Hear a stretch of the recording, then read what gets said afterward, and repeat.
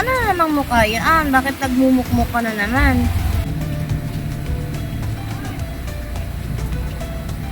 Paano kasi napagalitan na naman ako? Sabi kapag umu-order daw ako, laging kulang-kulang kaya mahina ang benta. Anong gagawin ko? Eh kapag magsusulat ako ng order list, laging may bumibili, nagkakataon sa akin bumibili, ililista ko na, nakakalimutan ko pa. Hanggang sa yun, hindi ko na maalala, hindi ko na may lista. Nagtitingin naman ako diyan ng mga wala na item, lagi naman eh.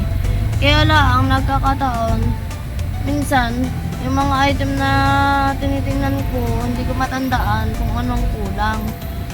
Ayun.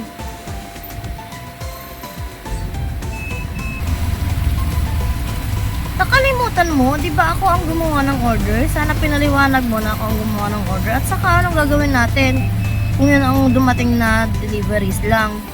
Oh. Eh walang stock ang company eh. Sana pinaliwanag mo ako ang gumawa ng order para ako ang napagalitan. Ha?